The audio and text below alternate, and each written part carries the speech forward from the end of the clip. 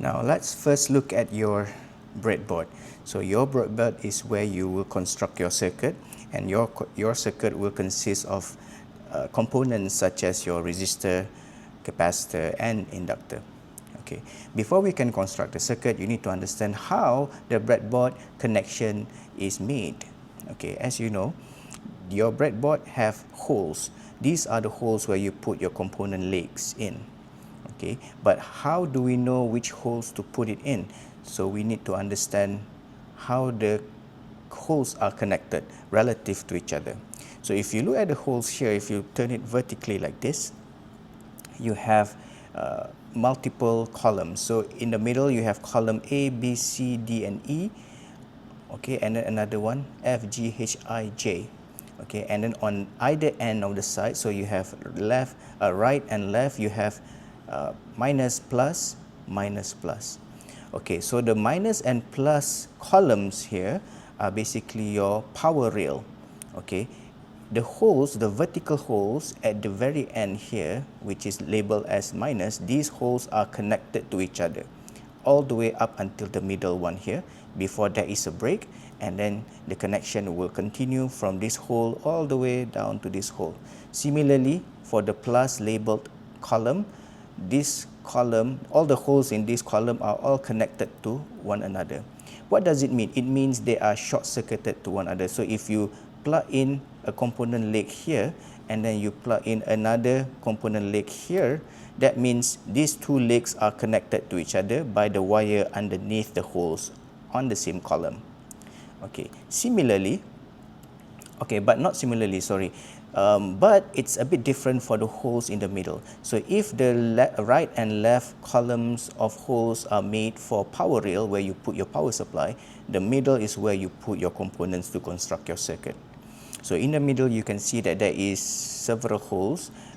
You have columns A all the way to J, and then you have each row. In the middle you have like a trench. Okay, this trench is the separator. It separates between the right hand side holes and the left hand side holes. So how are the holes connected to one another? Okay, for each row, so from row number 1, row number 2, row number 3, so the holes labeled A, B, C, D, E, F, G all the way to J are connected to one another.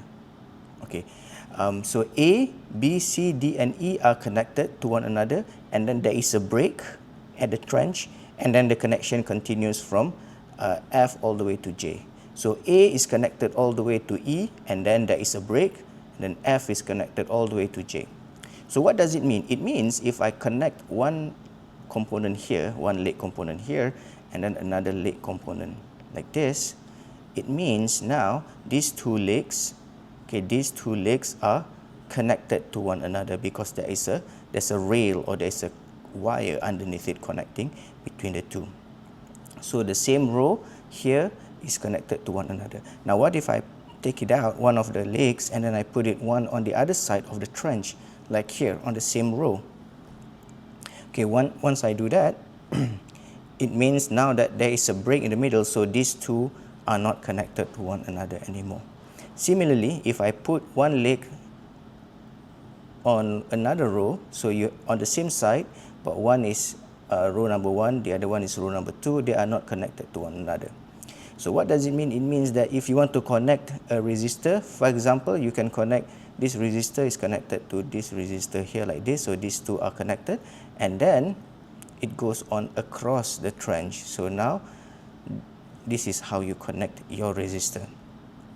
Okay, so there is a break in the middle, so there is no connection, so current must flow through the resistor. You cannot put your resistor like this. So if you do it like this, that means you are short-circuiting both of the legs. They are on the same line, so current will follow the line underneath the holes and not through the resistor. So this is wrong. So make sure I do not see anybody doing it like this.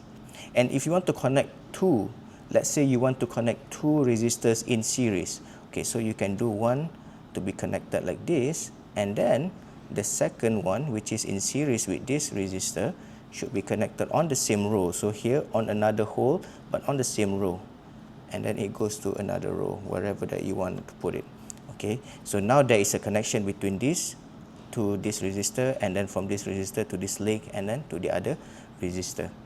Okay, you cannot put the leg underneath like this. So if you do it like this, that means now there's no connection between these two legs, because each row are isolated from one another. Okay, so this is one of the things that you will learn in the introductory lab, to actually learn and understand how the holes in your breadboard is configured.